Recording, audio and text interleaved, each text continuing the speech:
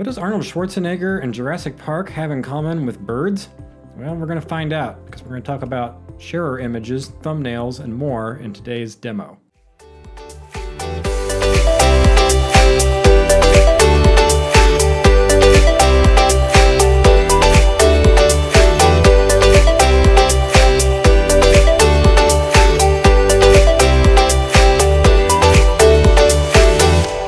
There's a new documentary on Netflix about Arnold Schwarzenegger, and in it they talk about a brief mention from the book that is also about Arnold Schwarzenegger, and how some of the 80s movies that we associate with the likes of Schwarzenegger and Jean-Claude Van Damme and, Sylvester Stallone and others really ended with Jurassic Park. And the reason was because for a long time, guys like Schwarzenegger and Stallone, they were big. They were spectacle, right? They were something that was really interesting and novel and different. It was kind of exotic and weird to most people, particularly if you go see a movie. And just watching guys that big was just unusual. It was a spectacle. Well, by the time Jurassic Park came around, Steven Spielberg proved that we didn't need guys like them so much anymore. That in reality, what we really needed was we could use computers to create CGI effects with addition to, people doing really good virtual effects and really good on-stage effects to create the same kind of spectacle. Suddenly, Schwarzenegger doesn't look so big compared to a Tyrannosaurus Rex. And so the lesson here is it's about spectacle. It's about recognizing when you want to capture someone's interest, there has to be something a little bit novel, a little bit different, a little bit unique, a little bit of spectacle in it. And that's why if you take a look at the thumbnail images for most Netflix series, Apple TV series, Hulu, and YouTube, you get distinctly different flavors and themes about how they're presented to you, but they all share some pretty basic traits. And this week, we're going to talk about what those traits are, and we're going to use Photoshop to create our own demo of a channel that I could maybe start someday because of my burgeoning interest in photography and taking photos of birds. So let's get to it. First and foremost, I want to tell you that part of what I'm doing today will utilize a couple of features that are, as of this recording, part of the Photoshop beta. Photoshop Beta is included with your plan. If you go into the Creative Cloud Manager and you look at the apps that are under All Apps, this is the default screen that you see. You probably have Photoshop, Illustrator, and maybe a few of these others installed, and then down below you have all the things that you can install but maybe haven't already. You won't see Photoshop Beta in here because it lives over on the left-hand side in the Beta Apps. And once you click on Beta Apps, you can then click on the button to install the Photoshop Beta. Keep in mind, the Photoshop Beta will take up more space on your hard drive. It is having 2 copies of Photoshop on your computer at the same time. Just be cognizant of that. Some of the features that we're doing today don't necessarily require the beta, and I don't recommend using the beta for most of your work in this course because it is not a stable channel release as of this recording, and I'd hate for you to lose your work just because you were using a beta. We will use some parts of it later on in this course, but for right now, feel free to follow along with me with the beta if you'd like, or just watch. Most of what we'll talk about can also be done in the regular Photoshop in the release channel that you've been using. So with that out of the way, let's talk about birds. So I have a handful of files here, and there's this photo that I took recently of a rooster at the conservatory in Indianapolis. And it was an okay photo, right? I guess I kind of don't like the fact that the fence was behind there and there was some parts of it that didn't, I don't know, the lighting was kind of harsh and it wasn't a great photo, but I got the photo anyway.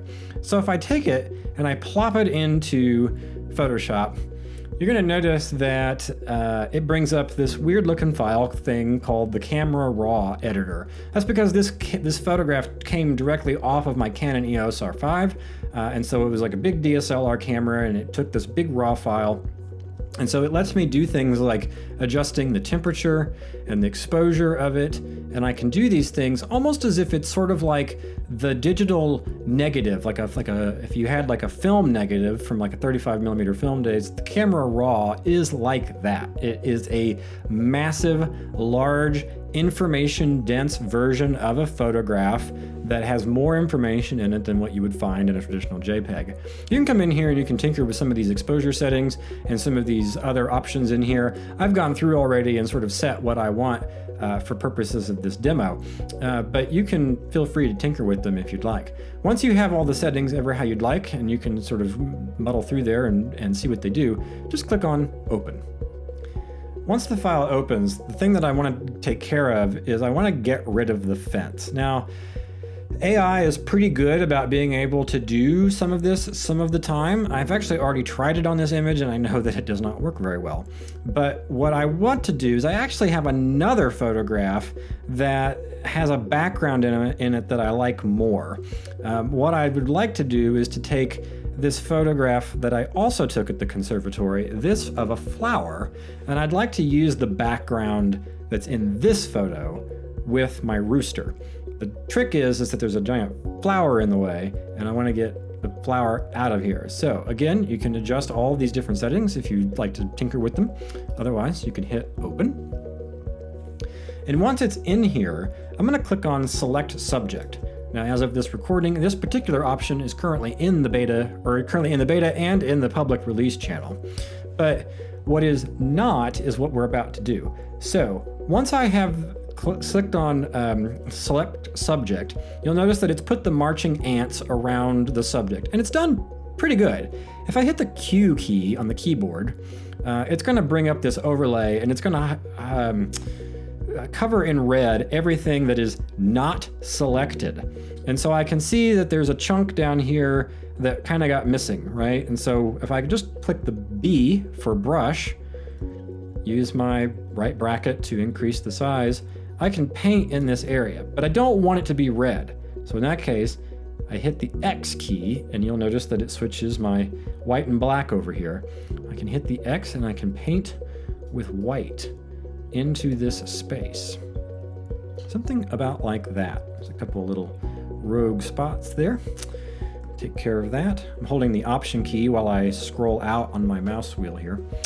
And that looks pretty good. I'm gonna hit Q again to turn off this quick look mode and put this back to normal. And I'm gonna grab a marquee tool up here. I need this for what I'm about to do next. I need to have this tool selected. I need to have some sort of selection tool selected as opposed to the move tool.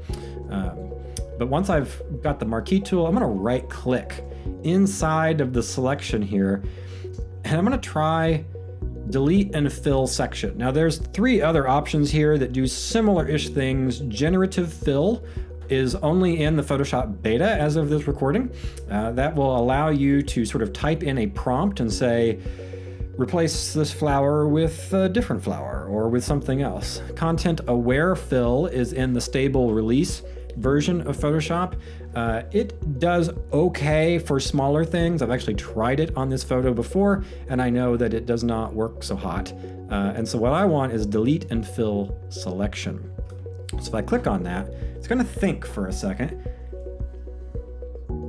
And look at that. That's pretty cool. That is sort of like next level stuff that would have taken a long, long time to do some editing on, and there it's just wow.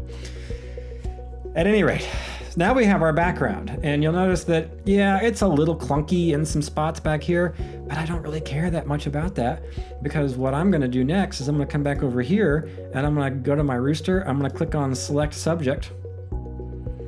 It's gonna grab most of it, but I'm gonna hit the Q key again, and then I'm gonna hit the B key for the brush, and I'm gonna paint in white, because you'll notice down here, it sort of missed this section down here. I don't need it to be super good, because I already know where I'm gonna put this. I'm gonna hit the Q key again, and in this time, I wanna actually take the rooster out of this and drag it into my other file. So to do that, with it selected, I'm gonna hit Command J. And that's going to duplicate that. And if I turn off my background layer, you'll see that it has just sort of made a duplicate copy of that. If I hit the V key on the keyboard to get my move tool again, I can get my rooster and I can click and drag him right over into my other canvas. How about that? And I already know that I kind of want him positioned about like that. Now you'll notice that I also have some superfluous bits of color from the bottom left and the bottom right hand corner, but I can just unlock my background layer by clicking on the lock, and then with the layer selected, Command T for transform, I'm going to grab the top and I'm going to hold the Option key or Alt on a PC. I'm just going to size it up a little bit. It's a 45 megapixel image. I've got plenty of resolution back there and it's pretty blurry anyway. So rather than trying to airbrush it out or use AI or selections to get rid of those, I'm just going to make them bigger so that way they're just outside the realm of my canvas. I'm going to hit return and it's going to size that in there. That's pretty good. Like, we're only a few minutes in and we've gotten a lot done.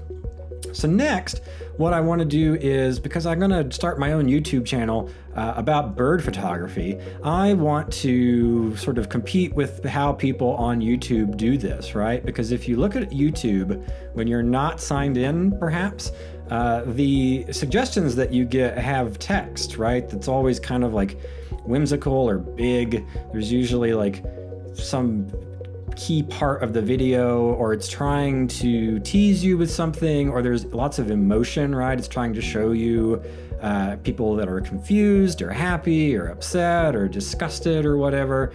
Mr. Beast is really something at this because his images looks just so fake to me, but it works for him. He has an entire team of people whose entire job it is just to make the little video thumbnails. As opposed to something like in an Apple TV, where in the Apple TV app, I think a lot of these are a lot more tasteful. You'll notice that the alignment of a lot of these things really follows the rule of thirds, just like a lot of YouTube videos do, at least the good ones. The rule of thirds is just imagine that there is a tic-tac-toe board on top of each one of these that goes left and right, top to bottom there, and that wherever the lines intersect should be something kind of interesting. Here, it's going to be right on the eye for Napoleon. It's the same for here with the eyes on the frog. The polar bear here is kind of in dead center, and so is the text, but the text is actually above the top horizontal line by and large. The moonlight that's there, which is really bright because they're trying to promote the fact they've got this really cool night photography business that they've got going on, is right on the intersection of those things. And so, you know, here with Ted Lasso's face is right smack on where one of those intersection lines would be if you were to draw a proportional tic-tac-toe board right on top of there. So we're going to follow some of that rules for our thing. If you go back into Photoshop, hit Command R if your rulers are not visible. You can just keep doing that and it'll toggle them on and off. But with them on, pro tip, if you right click up here on the side or the top where the measurements are, you can change these from pixels to inches to other metrics as you need to or as you see fit. This is super helpful when doing print work. But if you click on the one end of it and drag out, you will get little guidelines. Same thing for the top, just click in the ruler area and drag down. And I'm just gonna kind of eyeball this here, but something probably about like this.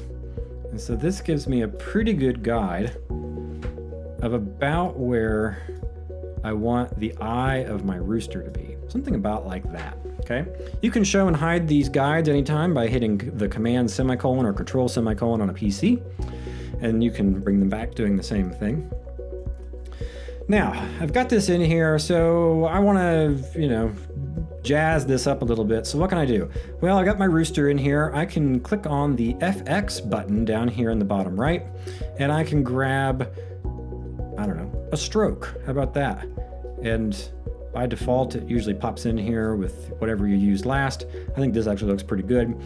You can change the color of the stroke in here as you see fit by just dragging this around. I actually quite think that the white works well. Yellow would probably work kind of okay in here as well. I'm going to stick with white. You can do other effects in there too at any time on any layer by clicking on the FX and browsing through here. Things like drop shadows are very common. The glows are very common. Color overlay, gradient overlay, also very common. Really good ways to add some texture and contrast to different layers. So now what? Well, I got this big space over here. I want to fill it up with some stuff. So I'm going to grab my text tool by hitting the T key, or T for text, and I am going to draw out a text box, something about like this. And I am going to write birds. And I'm going to Command A to select all of that, and I'm going to make it really big. About like that. Yeah, something about like this. Pro tip, you can hold the Option key, Alt on a PC, and click and drag on a layer. Hold the Shift key while you do it, and it will keep it in perfect alignment. So then I've got another layer that I can write of Indiana on. I'm going to size this down so it fits. Something about like that. There we go. And I'm going to drag out another text box, and I'm going to put with me in there. I'm going to have to size this way down. I'm using this key up here on the top, but you can also use the properties on the right over here under character. If you don't see those, it's under window and then under the character menu. Once you have this in here, I'm going to change the font on this to one that I already knew that I wanted. Something about like that. And there we go. So now I want a little bit more interest in this. And so I've got this space down here, and I have this other couple of photos here. So I've got this bird sitting on a roof. This is also a photo that I took. Not a great photo. I mean, it's okay, but you know, it's whatever. It's kind of dull, I think. Again, you can adjust the different sliders here on this. You're only seeing this because this particular file is a camera raw file because it came off of a digital camera. I'm gonna hit open. I'm gonna do the same thing that we did earlier. I'm gonna do the select subject and see what it does. I want the bird. I don't want the roof. And I don't want the background. And it looks like it did a pretty good job. I'm gonna hit the Q key again, Alt to scroll in, and I'm gonna hit the B key for the brush. I'm gonna size this down, and in this case, I am going to add back in the bird's foot. I don't need this to be particularly perfect, so I'm doing it relatively quickly. Same deal over here. I want to make sure that I've got the leg. If, like me, you just get too much, hit the X key to switch to the other color, in this case black, and then just brush this back in.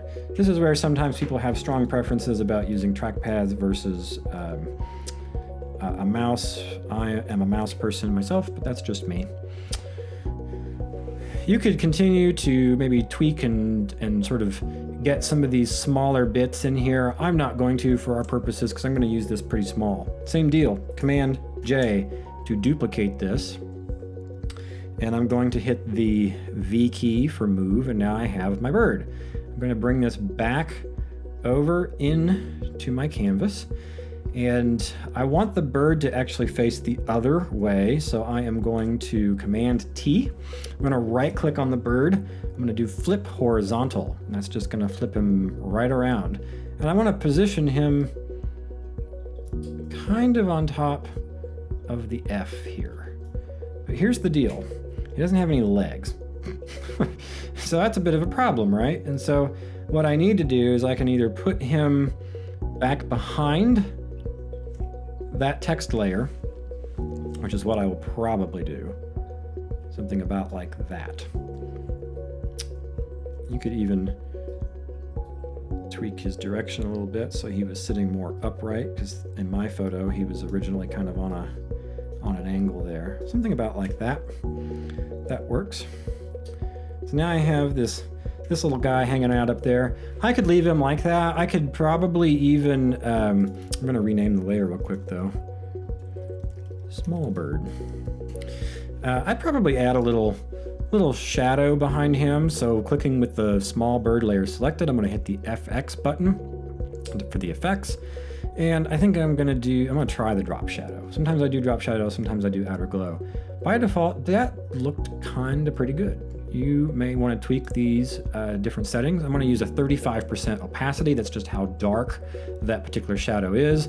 The angle that it's at, in this case, the light source isn't really defined, and so I've got some options here that I can leave it the way that it is, or I can rotate this around to have the shadow go different directions, but I like it this way because I kind of want that shadow to be more on the B. And I can change the distance, spread, and size, which is just how blurry it is, how sharp it is, and how defined it is around the subject. But I'm going to do 50, 16, and 121 on those values there, if you're following along. But those can be highly variable. I'm going to hit OK. So now I've got that. And I think what I'd like to do is get something down here that's got kind of a nice little hook to it, right? Like something that says, oh, be careful with something down here. So I'm going to grab another text box, and because I'm going to tell people serious tips about what not to do. And so I'm going to write careful with this. I'm going to change my font back to Bebas, which was the font that I was using on the Birds of Indiana text. I'm going to make it much bigger. I'm going to put an exclamation mark behind it. And I am also going to change the color of it because we've got a lot of white going on here. And so if I just pick color over here, I can use this color picker on any color in the canvas. And I think what I'd like to do is pull that bright yellow that's right there in the bird's eye. So that's what I'm going to do. But I still want a little bit more contrast with that. I could put a shape there or something and have something, kind of blocky, but I've got a better idea because I have this one last photo of a bird in flight. Again, not a super great photo, but I'm practicing and I'm learning. And so I've got this bird in flight here. I'm going to hit open on it. I'm going to hit select subject. It has already selected it. It looks pretty good. Command J to duplicate it because I want to pull this out and I want to bring it into this canvas. I'm going to position him down here, or maybe her, I don't know. And I want it to be a little smaller.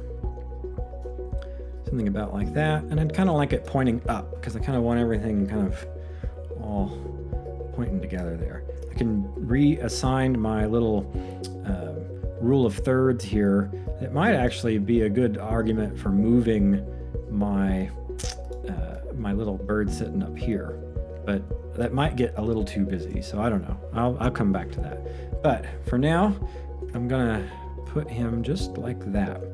I'm gonna command semicolon to turn on the guides, and with my text layer, careful with this, I'm going to hit Command T, Control T on the PC. I'm going to rotate it. I'm just going to bring my cursor out on the right-hand side where I get the little rotating arrow, and I'm just going to sort of make him follow the same general trajectory there, not too much, with the bird. Okay? So now I've got this. I think that my text might be a little bit too big, so I'm going to just come in here and size that down, just double clicking on it, dragging down the size a little bit. Something about like that. And the next thing that I'm going to do is out in Canvas, you will have noticed that I put a .abr file. It's called sgpaintbrushstrokes.abr. What that is a Photoshop brush file. And so if you hit the B key on your keyboard, and up here in the top, where the usual default brush settings are for size and hardness, you'll notice that Photoshop comes with a bunch that's usually like general and dry media brushes and whatever, and you can change what brush you're using.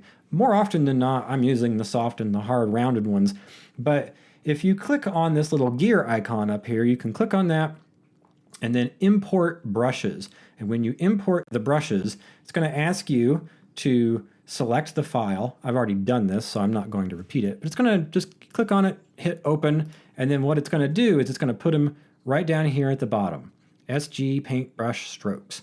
And now you have loaded these brushes. Where did I get this file? I got it from Brush Easy, It's a free website that has all sorts of great brushes on it. It was this 15 Photoshop paint brushes, which was right up there in the front, which was about what I was looking for. I clicked on it. I clicked on the download button. It was free. It came right in. No, nothing to it. Didn't even have to create an account. So brusheasy.com, really good option there for any kind of special brushes that you might like to sort of paint things in. Because now what I want to do is I want to select one of those brushes.